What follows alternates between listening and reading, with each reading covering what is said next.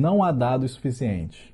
Até parece zoeira, né? Mas não, falando sério, não há dados suficientes. Nesse vídeo a gente vai conversar sobre um tópico que deve ganhar cada vez mais importância dentro da comunidade de inteligência artificial, que é o aprendizado de máquina com dados sintéticos. Eu vou te explicar por que esse tópico é importante, mas não vou te dar todas as respostas. Será que é porque a gente está falando de um tópico de pesquisa avançada, de algo que está na fronteira do conhecimento, beirando o desconhecido?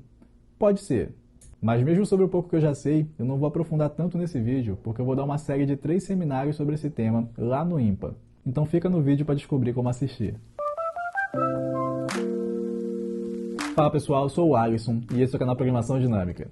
Mesmo que você não tenha nenhuma experiência com Machine Learning ou aprendizado de máquina, você sabe que para essa magia toda funcionar, a gente precisa de dados. Muitos dados. Você também sabe que os seus dados são preciosos e que muitas dessas empresas que estão nos oferecendo serviços de forma gratuita estão atrás deles.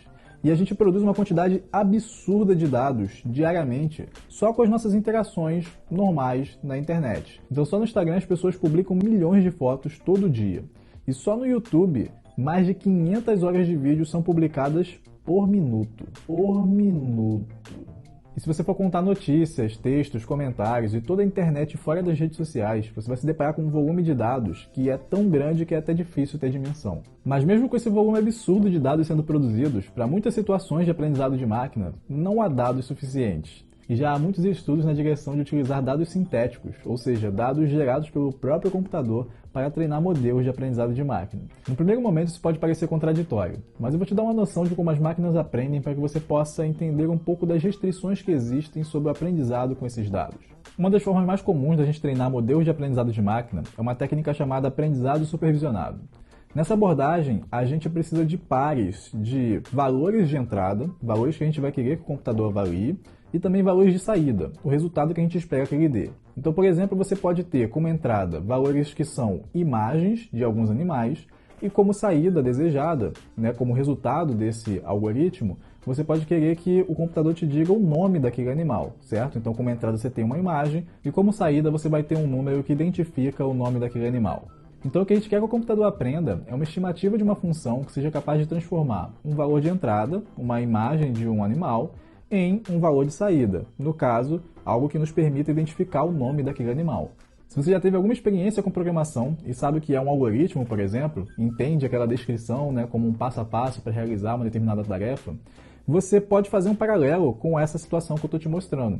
Então, quando você escreve um algoritmo, você sabe que vai ter um valor como entrada e você está descrevendo a função, as transformações, os passos, as coisas que têm que ser realizadas para que aquele valor seja transformado em uma determinada saída. E quando a gente fala de aprendizado de máquina, a gente pode ver um paralelo com essa situação aqui. E fica ainda mais evidente no caso do aprendizado supervisionado, em que a gente tem um conjunto de entradas, os nossos dados que a gente quer que o computador avalie e aprenda a discriminar, fazer alguma coisa, e também essas respostas que a gente vai chamar de rótulos.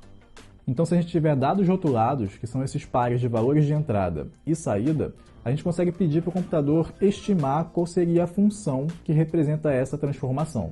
Então, agora que você entendeu um pouco de como funciona esse processo de aprendizado, eu vou te lançar uma pergunta. Então, pensa num problema de classificação, tipo esse em que a gente estava analisando, que a gente tem imagens de animais e a gente quer que o computador classifique que animal é aquele. Como que a gente consegue os rótulos dessas imagens? Se o computador ainda não sabe que naquela imagem tem um wombat, quem vai lá e escreve wombat para a gente poder ter os dados rotulados para treinar? Isso mesmo, um ser humano. Então já deu para ver que esse processo ele pode se tornar muito custoso e trabalhoso, né? Então tem pessoas que são realmente pagas para ficar olhando imagens e anotando qual que é o seu conteúdo. Imagina só fazer essas anotações milhares ou até milhões de vezes. E essa é só uma das dificuldades que pode existir nesse processo. Dependendo da tarefa, você pode ter algum tipo de dado que é muito difícil de fazer anotações. Por exemplo, se a gente quiser identificar em que região da imagem está um determinado animal, a gente quer realmente pegar e segmentar os pixels que representam aquele animal. Você conseguiria segmentar certinho quais são os pixels que representam uma cachalote? E será que você consegue fazer isso com precisão milhares de vezes seguidas? E agora pensando em como essas imagens foram adquiridas, será que elas têm direitos autorais? Será que elas ferem a privacidade de alguém? Sair catando imagens na internet para montar o seu conjunto de dados pode ser algo bem problemático. Inclusive, um dos maiores conjuntos de dados que foi muito utilizado e ainda é bastante utilizado para pesquisa e desenvolvimento, o ImageNet, ele foi construído com essas técnicas, né, de scrapping de coisas na internet e atualmente ele enfrenta alguns problemas por conta disso. Para além do direito de uso, também há questões relacionadas à ética da inteligência artificial e privacidade de dados, que são temas que estão sendo cada vez mais debatidos na sociedade. Inclusive, recentemente tivemos um episódio controverso envolvendo uma empresa que doou uma tecnologia de reconhecimento facial para a CUFA, a Central Única das Favelas, que estava utilizando isso como autenticação para pessoas cadastradas para receber doações, no maior estilo Coded Bias. I tested facial analysis systems. Então tinha um problema que não estava muito claro como que os dados dessas pessoas que estão em situação de vulnerabilidade estariam sendo utilizados. E, como a gente discutiu no começo, seus dados são muito preciosos. Então, depois de alguns questionamentos nas redes sociais, dentre eles o da Nina da Hora, que se você não conhece, fica aqui então a oportunidade de começar a seguir o trabalho dela. Enfim, depois de alguns questionamentos, esse tipo de biometria foi suspendida. E, aliás, se você quiser saber um pouco mais sobre biometria, eu recomendo esse outro vídeo aqui das meninas do canal Peixe Babel. Então já deu para perceber que esses dados todos que estão por aí não estão prontos para serem utilizados em pesquisas e aplicações de aprendizado de máquina. E a gente nem discutiu todos os problemas, tá? Também existem uns casos em que realmente não há dados disponíveis. Por exemplo, dados 3D. Eu já comentei aqui no canal, inclusive num outro episódio da série Diário de Pesquisa, que essa é a próxima fronteira do Deep Learning, que a gente tem utilizado a aprendizado de máquina dentro da computação gráfica para resolver alguns problemas e essa tem sido uma coisa muito promissora. Então, para todos esses problemas, os dados sintéticos podem ser uma alternativa. E é por isso que está tendo várias pesquisas nesse sentido, de como que a gente consegue gerar dados sintéticos de uma maneira mais barata do que adquirir os dados reais, né? E também como que a gente consegue treinar modelos de aprendizado de máquina utilizando dados sintéticos de maneira que eles funcionem bem na vida real, no contexto para o qual a gente precisa utilizá-los. Eu estou focando aqui mais em dados visuais porque, 1. Essa é a minha área de pesquisa e 2. Como eu comentei no começo do vídeo, eu vou dar uma série de 3 seminários sobre geração de dados sintéticos para aprendizado de máquina lá no IMPA, o Instituto de Matemática Pura e Aplicada, onde eu faço doutorado. Na primeira palestra a gente vai explorar mais a fundo a motivação para utilizar dados sintéticos, que eu comecei falando aqui para vocês nesse vídeo, e também, né, como que eles são utilizados para treinamento, quais são os problemas que podem acontecer ali no meio, enfim. Vamos dar uma passada em largura sobre todo esse assunto. Na segunda palestra, a gente vai ver como que os dados sintéticos podem ser gerados para computação gráfica e visão computacional, utilizando uma plataforma de mídia como a Unity. A Unity é uma engine de game e com ela a gente pode conseguir representar uma cena 3D e tirar fotografias daquele espaço, modificando diversos dos parâmetros. Então é muito útil para a gente poder gerar dados sintéticos que tenham características bem particulares.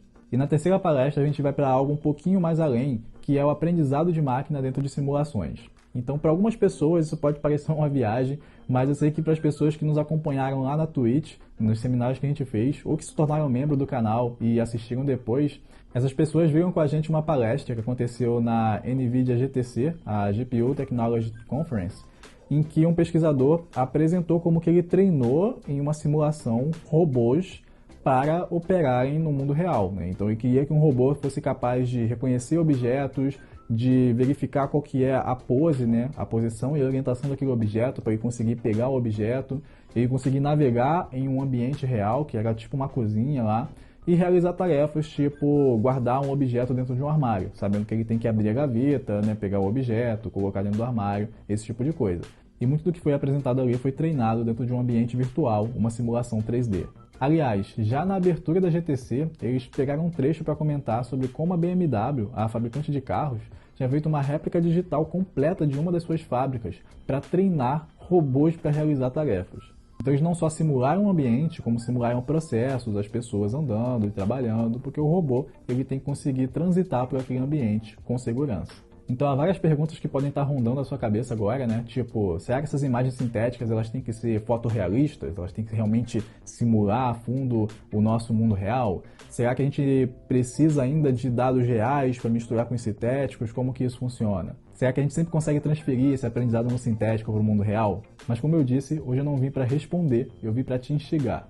E se você quiser saber mais sobre esse assunto, já se inscreve no canal do VisGraph, o Laboratório de Visão Computacional e Computação Gráfica do IMPA, para receber as notificações dos seminários. Você também pode conferir um site que eu vou deixar aqui embaixo, que dá mais detalhes sobre cada palestra e os dias das apresentações. Se você gostou do vídeo, não esqueça de deixar o like, nem de se inscrever aqui no canal para dar aquele apoio ao nosso trabalho.